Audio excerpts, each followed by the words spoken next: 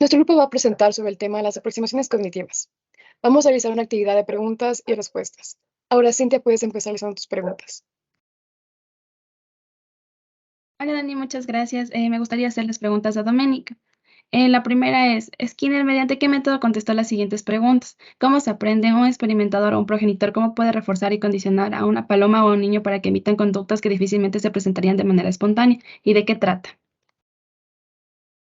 Hola, Cinti. Claro, respondiendo a tu pregunta, como primero tenemos que el método que usó para contestar Skinker las preguntas fue el de aproximación sucesiva, ya que es el procedimiento experimental que explica por sí mismo las expresiones sucesivas. También se refuerza el organismo cuando su conducta se aproxima en esta etapa sucesiva o consecutivas. A la conducta también final deseada, Skinker también decía que los niños aprenden la compleja conducta de hablar precisamente de esta manera. Los bebés emiten espontáneamente sonidos que carecen de significado y que los padres refuerzan como hacerles sonreír, hablar, entre otras cosas. Ya, la segunda pregunta es, en las cuestiones relativas a la naturaleza humana, ¿cuál era la postura de Skinner?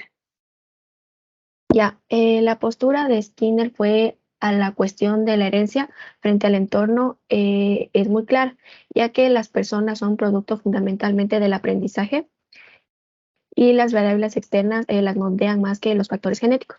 Lo anterior también permite inferir que para Skinner las experiencias de la niñez son más importantes que las posteriores, porque las conductas básicas se forman en esta etapa. Esto niega que la conducta se puede cambiar en la edad adulta. Lo que se aprende durante la niñez se puede modificar. En cualquier edad es posible también adquirir otros patrones conductuales. Gracias, Dome. Ya, a continuación, mis preguntas son para Liz. Como primera pregunta, ¿cómo se dan las conductas supersticiosas en los seres humanos? Bueno, la conducta supersticiosa en los humanos es un tipo de aprendizaje no planeado que realiza por medio del esfuerzo accidental. Y a la misma ocurre, por ejemplo, si llevamos puesta una joya particular o tenemos una plata de conejo para que nos dé la buena suerte, o podemos llegar a creer que estos factores fortuitos produjeron en el reforzamiento positivo. Ya, y como segunda pregunta tenemos, ¿qué es el condicionamiento operante y cómo funciona? Es un método de aprendizaje que se basa en la asociación entre una conducta determinada y la introducción de consecuencias positivas o negativas.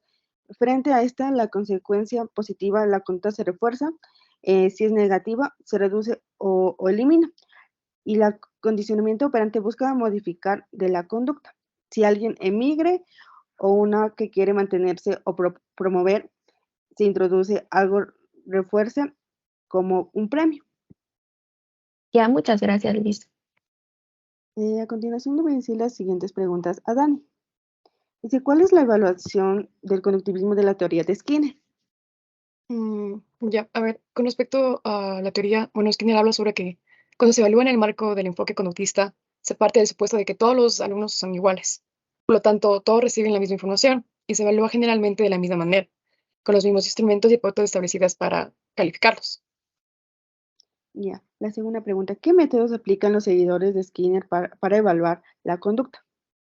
Ya, a ver, primero se efectuaron miles de experimentos de condicionamiento operante, o sea, para poder evaluar los traumas, como por ejemplo si realizaron programas de reforzamiento, adquisición de lenguaje, moldeamiento de la conducta, conducta supersticiosa y modificación del comportamiento. Entonces, estos fueron los métodos que hicieron los seguidores de Skinner para poder evaluar la conducta.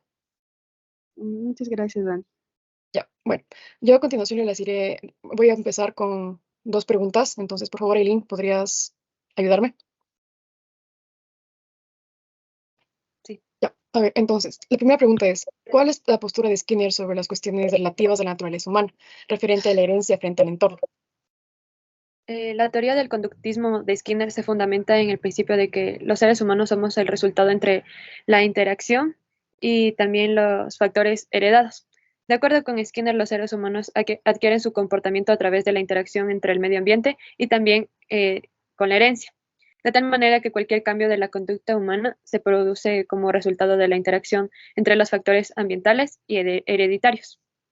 Esta teoría también se contrapone a la teoría del determinismo biológico, que postula que el comportamiento humano está determinado únicamente solo por la herencia, y Skinner propone, en cambio, que el comportamiento humano depende de la interacción entre la herencia y el entorno. Ya, a ver, y la segunda pregunta es, ¿qué pensaba Skinner sobre el libre albedrío? Respecto a la cuestión del libre albedrío, frente al determinismo, las personas funcionan como máquinas, de esta forma ordenada y predeterminada. Skinner así rechazaba la idea de un yo interno o un yo autónomo, que dirige las acciones u opta por obrar libre y espontáneamente. Skinner, uno de los principales defensores del conductivismo, considera que el libre albedrío no existía. En su opinión, la conducta está determinada por la interacción entre el medio ambiente y los refuerzos, como anteriormente mencionamos, por lo que la idea de una voluntad libre era irrelevante para el estudio de la conducta humana. Listo, muchas gracias. Para finalizar, yo le voy a hacer unas preguntas a Sin.